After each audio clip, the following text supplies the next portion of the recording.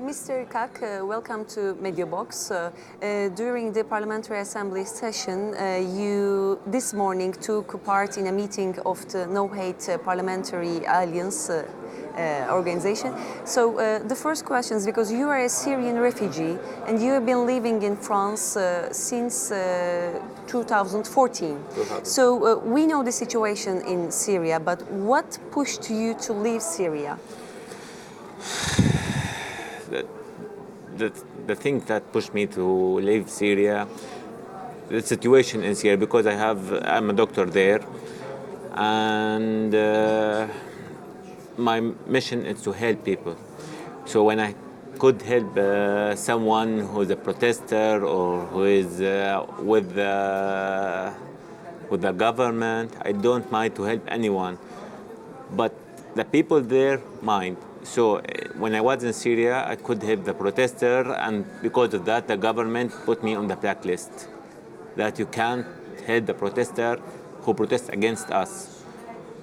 When I choose to stay with the protester and with the Islamic group, they told me that you have to choose one of us, and you can't stay freely and you can't work freely in the hospital. So I decided to stay away from them, but they didn't leave me alone. So you might have to work with us, and the other group told me you have to work with us, and you should. They separate the people in Kafir and Muslim, and so because of that you can't treat this person and you can't treat this person. So finally they threatened me. And also because my father was moved to Christianity, they threatened me that you are kafir and we could kill you. So that's why you decided to leave your country? Because I have no chance to stay either in my area or in the governmental area. I believe that it's not easy to leave your homeland and decided to come away new country, which is France, before Germany and now France. But what would you like to say about your, we can say, new life? Because new country, new culture, new language. So how can you explain your adaptation process maybe from 2 or 3 years in France? Okay. In the last year, I came here to France from Germany because when I went here to Europe, I went to France by a visa. Then I went to Germany. In Germany, they told me that you can't stay here because of the Dublin law, which state that the first country you entered, you have to seek the refugee status or to ask for refugee status inside it. So I went back to France. The first few days in France was very hard because I'm treated like a célibataire or a single man. If you have a family, they will offer you a house in few days or in the first 2 days. But if you have a single, you have to wait, and you can't treat the situation. They think that you can't treat the situation if you know a person to live with. Because of that, I have a very bad 1 month, the first. After that, they give me a house. When they give me a house, I have no problem. I finished my paper and I got the 10-year residency permit. And everything is all right, but also there is a notice for the language.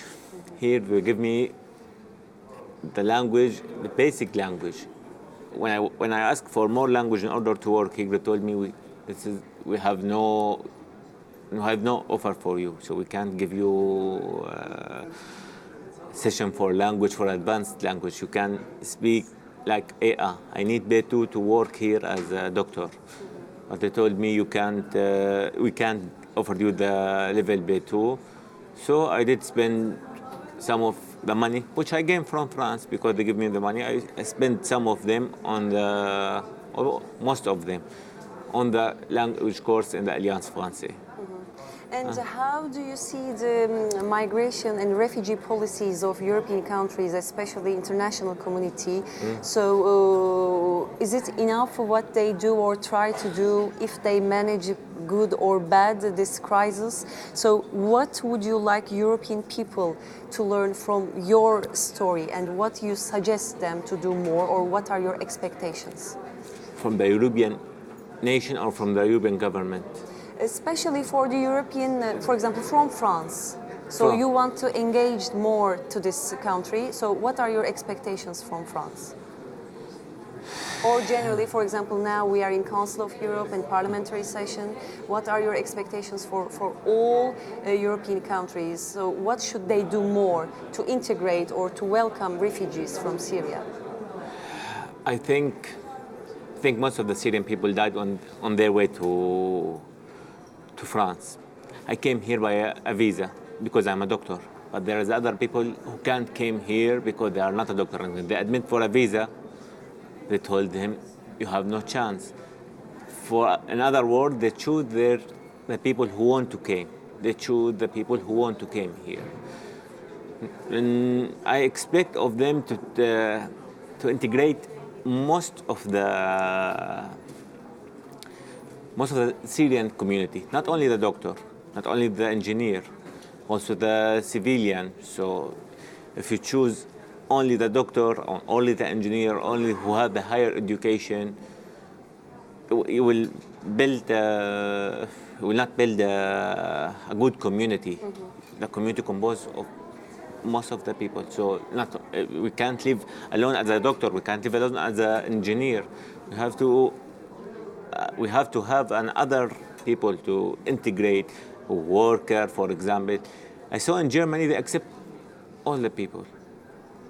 They have no discrimination. So they need doctors in Germany, as we all know. They need doctors, but they told me you have no chance because the law states that you have to go back to France, so you have no chance. Despite they need a doctor in this situation, and despite they need a doctor. Here in France, they treat me very well. I was surprised by the nation here in France. The nation is very polite and it's very très gentil in France, in the French language, but they don't have much to do. They don't have much to do for the person. For example, now I need to learn the language. We can't offer you the language. Now I need to go to, for example, to work.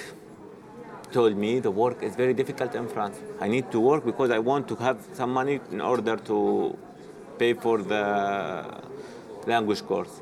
Told me the work is very hard in France. After that, I expect from them more flexibility. But I should say that there's a flexibility. So my certificate of medicine, I got special rules because I'm a refugee. In order to work here in France, like a refugee, I have my special rules. So I can practice medicine in easier way than the others. That's it. Thank you for joining us, Mr. Kak. Welcome. Thank you very much for this meeting.